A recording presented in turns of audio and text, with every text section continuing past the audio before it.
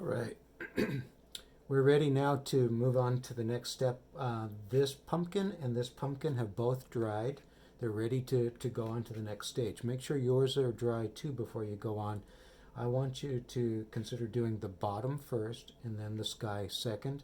Let the bottom dry, rest for about 5 minutes or so before you paint the sky, so that they're less likely to run together where they meet up. We're going to, I don't have a lot of space on the outer edges of my pumpkins before the border starts, but there's a little bit there where the ground meets up with the sky at the horizon line, right about there probably, right there, and then it turns into sky up here and then meets to the ground over here again. We're going to paint the ground right up to but not into the border.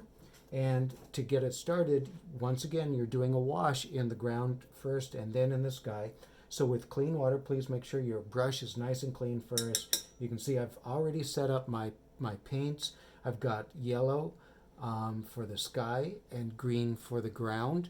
Remember, you're using colors that contrast with the colors that are already there, and still expressive colors. The green is going to look a little bit like grass, but I wanted to have contrast between them, and I just decided the green was a good contrast. It's not because it's the color of grass, but it's because it's a good contrasting color that I like, once again, all right? So remember, you want to make sure you clean your brush out really well. I've got my pigments all set up. Now I'm ready to put water down on my paper.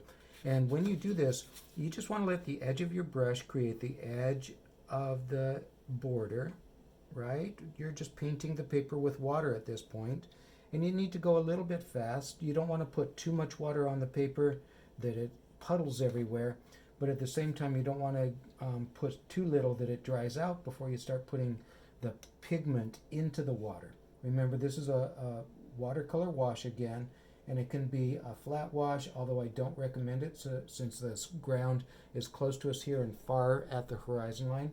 So I would do a graded wash. You could also do a variegated wash if you wanted to, where two colors meet together. And you could even play around with putting colors into colors and letting them run into each other and make a third color. I'm not going to demonstrate that, but if you have an idea and you want to try it, feel free. So now I'm painting right along the contours of the pumpkin, trying to stay on the outer edges of the pumpkin at the contour lines that we created with the pastels, trying not to go over them, and at the same time I'm trying to be careful not to overbrush both the paper and the pastels, especially the pastels, because I can rough them up and I can pick them up and not mean to. So I'm going about halfway up from the border to the top, from the bottom to the top, to put in place my horizon line. That's a good enough place from the view where I'm looking more downward toward the pumpkins. And I want to make sure that I've got it saturated, not saturated, but laid down all the way around before I pick up my pigment, so I can focus on just applying the pigment into the water. So I want to come right up to about the same place where I stopped on the other side, and I'll be able to better tell once I've got color there whether it's at the same height, which is what you want.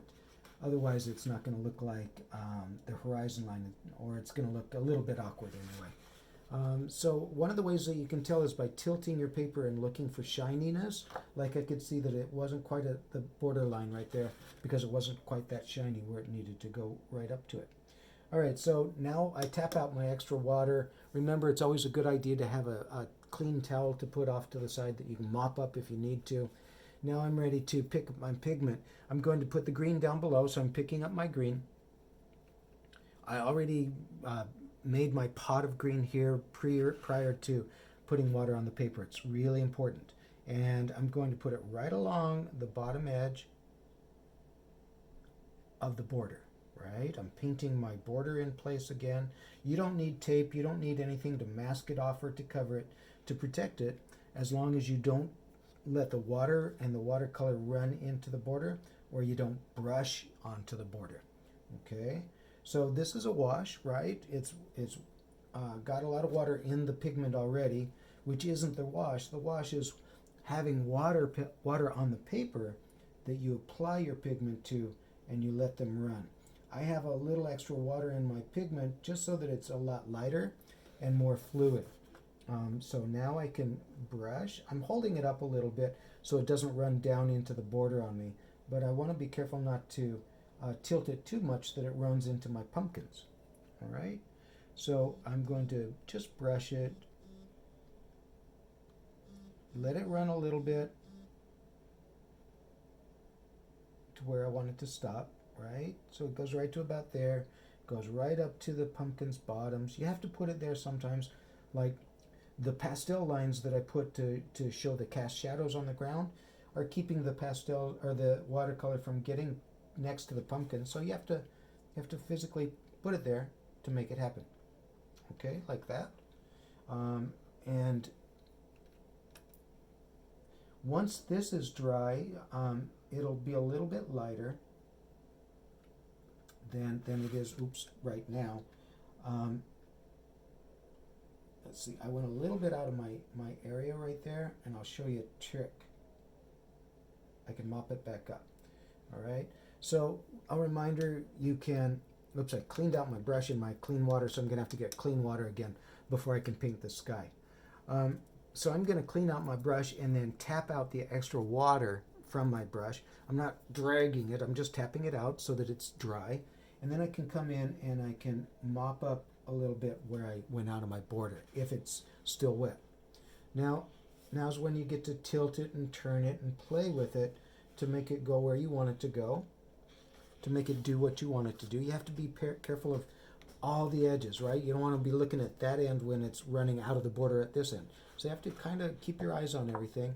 Remember, I like to curl my paper this way so that I can force it downward and force it upward at the same time.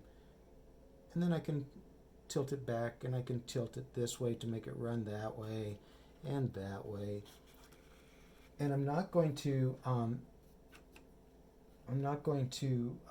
put any other colors in there. I'm going to just put a little bit higher to match up with the height over there. I'm not going to put any more colors in there, but like I said, I could pick some blue and I could put it in there and see what that does and make it go every which way. One of the things I like to do is at the base of the pumpkins, I like it to be a little darker, deeper, and a couple ways I can do it. I can take the pure pigment out of the cake, and I can just put it where it would be a little bit deeper, darker, because it gets less light. Just forcing it to be a little bit darker there, not too much. I don't want it to look awkward or unnatural, even though this is an expressive project. Okay, and they can just kind of run a little bit together as the colors are working out. Now, if you don't like it puddling like it's doing right here where it's deeper, darker, that's because all the pigment is being pulled by the water down into a little valley on the paper, right? Because the paper is warping with the moisture in the water. It acts like a sponge and expands, and because it's wetter there and drier here, it warps, right? So if I don't like it, I can force it to go out of that area by putting a little bit of a cup on the underneath side like that. And I just want to make sure it doesn't run into my nice, beautiful border while I'm doing it. But see how it just kind of mellowed that out a lot, right? So that's the process for putting the watercolor there. Let this rest for at least 5 minutes, and then you're going to do the same thing in the sky. So I'll have it all ready. I'll let it dry. I'll have it all ready, and I'll do one final video for you. But look at the nice contrast between all of these colors and that green. I'm going to be using that yellow in the sky. Ooh, a bright sunny day. Who knows? See you next.